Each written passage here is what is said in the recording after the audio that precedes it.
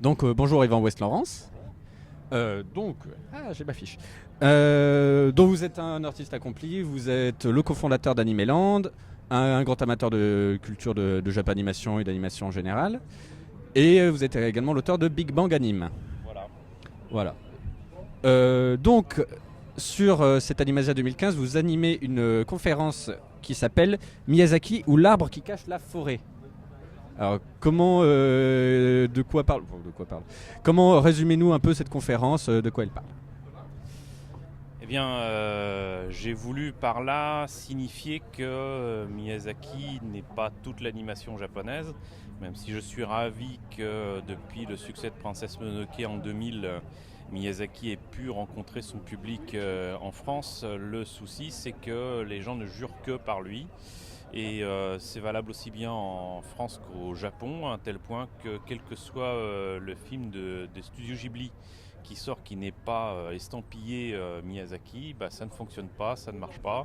Un truc tout bête, mais Katsuhiro Otomo, moi il y a quelques années, quand j'étais prof à Eurasiam, qui est une école privée, le truc c'est que je me suis rendu compte que la majorité de mes élèves ne connaissaient pas Katsuhiro Otomo, qui est quand même le papa d'Akira, quoi. C'est la base, c'est le début du grand succès du manga hors animation japonaise à la télé, avec Akira en 90 chez Glénat, film qui sort en 91 chez nous au cinéma, film de 88 au Japon, qui est quand même une pierre angulaire de l'animation japonaise.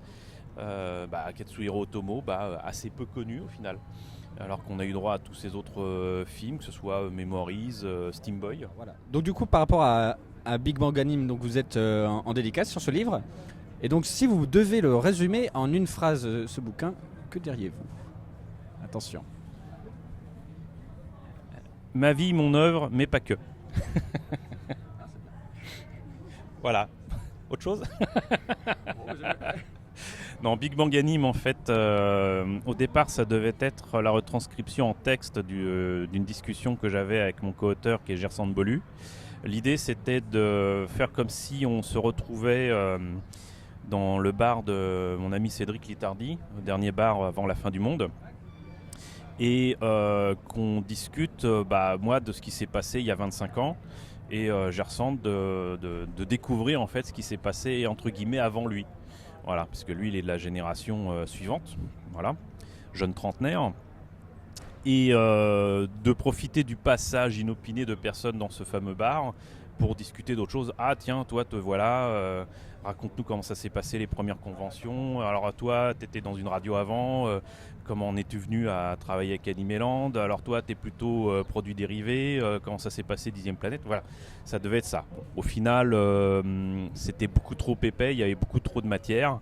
Et on a reforgé le livre, enfin Gersan l'a surtout reforgé pour que ça ressemble à un livre classique. Donc en fait c'est une sorte de biographie, mais pas que. J'y raconte énormément de choses sur ces 25 dernières années, surtout les débuts d'Animeland, mais aussi mon aventure à Dixième Planète. Et je fais intervenir une douzaine de personnes, dont Cédric Litardi, Olivier Fallet, Gérald Galliano, Ilan Nguyen, des tas de personnes comme ça qui ont eu une importance et dans ma vie et dans ma vie professionnelle, qui racontent aussi leur expérience et d'où leur est venue cette envie de faire partager leur passion respective auprès du grand public. Voilà, donc c'est vraiment très large, beaucoup plus large qu'on le croit, et ce n'est pas limité simplement à Animeland, même si déjà à ce niveau-là, sur 15 ans de vie professionnelle à mon niveau, à ce niveau-là, c'est déjà beaucoup. Bon, merci à vous d'être venu et d'avoir participé à cette interview.